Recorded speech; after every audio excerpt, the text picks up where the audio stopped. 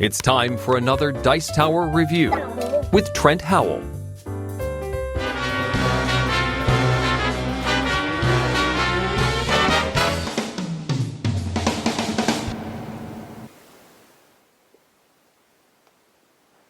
Ahoy there, Trevor. What game we playing today? Black Fleet, sir. Nice. Do you like Black Fleet? I do. I really like Black Fleet. And why? Well, it's a game about pirates and merchants and governors' daughters and cool doubloons Ooh. that are actually like metal, so that's fun. Nice chinky chink. Chinky change. We got some pretty cool ships out there. Well, sweet. Well, what is the point in Black Fleet? Well, as I said, there's governor's daughters, and that is the point, is to win the governor's daughter by buying her. You get to buy the governor's daughter. Nice. There are two different versions to play, which I'll get into later, but essentially the 20, that's the bombs up in the corner, how much they cost in doubloons. If you want a longer game, you can have the governor's daughter cost 20 just instead of 10. Nice. Okay. Well, why don't you show us how to play Black Fleet? It would be my pleasure. So you start the game by obviously setting up the game board, put the cubes in the respective ports based on their color. You take these cards, which are the cards that tell you which ship you're going to control, shuffle them around, and whoever pulls out the black ship is going to be the first player, because that's the name of the game. And it says so. Nice. Black Fleet. After choosing that, each player will get their corresponding color ships, their merchant ship and their pirate ship. Pirate ship's the little one. Nice. I love these ships. They're so cool. They are pretty cool. Then each player will get 2 navigation cards, which are basically their movement cards, and 1 weather forecast card type thing, and it basically gives you special powers. I love special powers too. Yeah, special powers are always fun in games. Okay. So, starting with the first player, the black ship, you'll pick a port you want to start in with your merchant ship. Your pirate ship doesn't start on the board. So say black, I'm black, and I want to start at the blue port. In each port there's 3 docking areas. So say I want to start in this one, you'd load up your ship with 3 goods. And you have these nifty little cargo bay to put your goods. So handy. Yep. So everybody starts in a port. Yeah, white might start over here at red. The brown one might start at green. Who knows? And then play begins. Okay. What do you do on your turn? On your turn, you will have, like I said, 2 navigation cards, which are your movement cards that you can choose from. This is how you see them. On this card, there is a yellow navy ship, and on this card there's a purple navy ship. The middle one is your pirate ship, white's got the skull and crossbones, and the bottom one is your navy ship. Your merchant ship. Your merchant ship, of course. So the number right there corresponds to how many movement allocations you can give to that ship. So, for instance, if I had played this card, I could move the yellow navy ship, this one, 1 space, if I chose to. You don't have to use all the movement, and you don't even have to use any of the movement if you want. You just can't go over, obviously. And you don't have to do them in order. Correct. You can move the merchant ship first if you want, then the pirate ship, then the navy. It doesn't really matter. The pirate ship, as I said, does not start on the board. So on your turn, when you play your card, you're going to take your pirate ship and put him in one of 3 areas, either over here, or over here. Those are called the open sea spaces. That's just where all pirate ships will enter the board from. And then from that space, you can move your allocated number of movement points on your card. So I could move him 1, 2, 3. He's setting sail. Nice. Yep, he's coming in. And then, once you've done all your movement, some cards will have at the bottom of the cards plus fortune card or plus 2 fortune cards. That means you get to draw that many fortune cards, however many it says.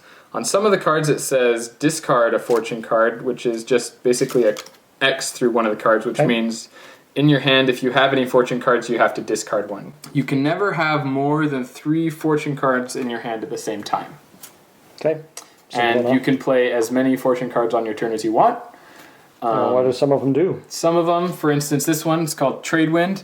Move your merchant ship up to 2 extra spaces. Nice one. And you can use that whenever you want.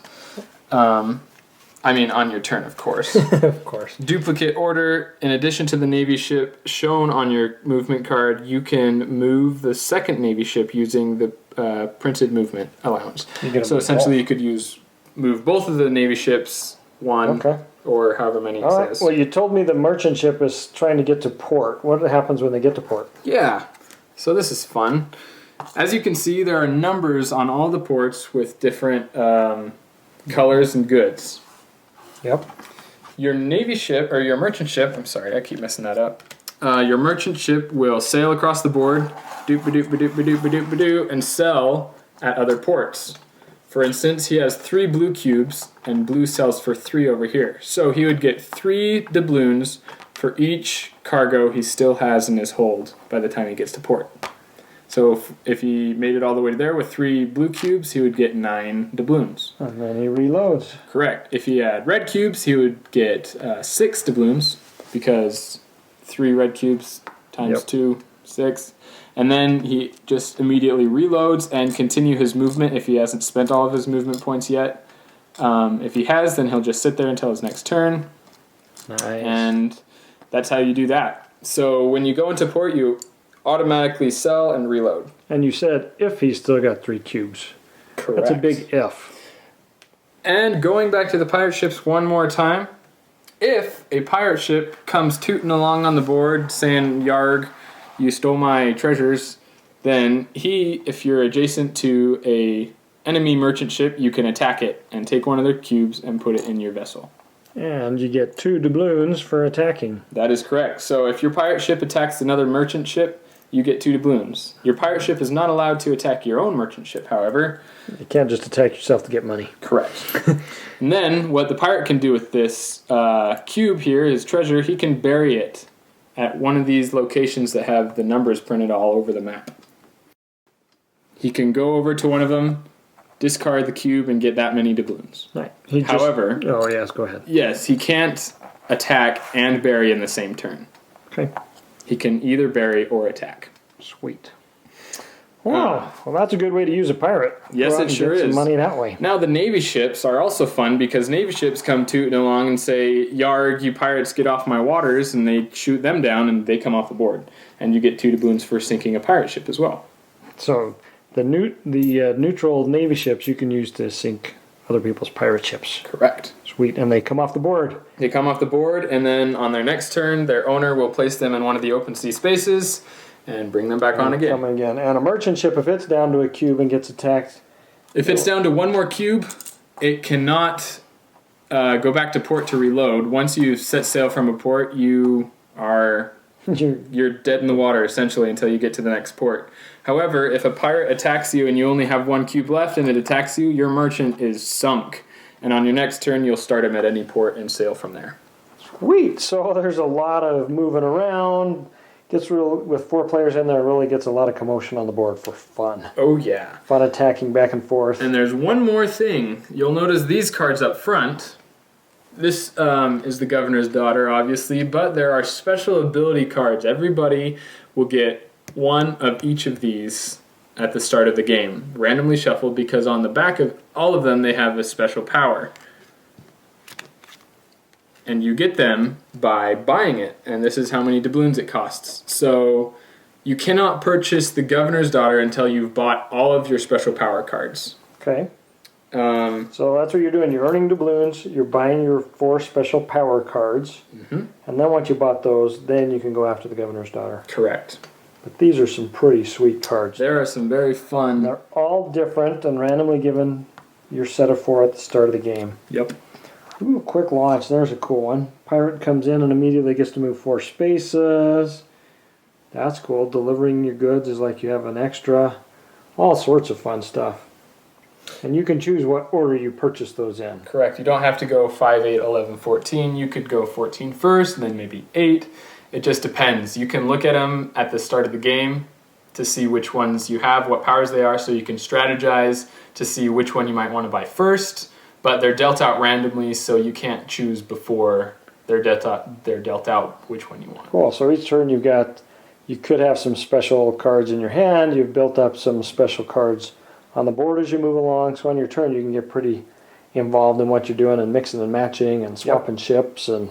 And I also forgot to mention there can never be two ships in the same ocean region. Your own ships can move through each other, but you cannot move through enemy ships or Navy ships. So, for instance, this Navy ship might be right here, and you're trying to get through, but you can't because the Navy ship's blocked, so you have to go around. Or you play a card to let you move a yellow ship, move him out of the way, then go past. Correct, and that's the fun stuff that fortune cards will do to you. So they'll let you swap things around and whew, all sorts of fun stuff. Well, cool. We've played this a lot since we got on, huh? Oh, yeah. And what would you rate Black Fleet then? I would give it a 4.5. Nice stellar rating. That's awesome. Yes. All right. Thanks, Trevor.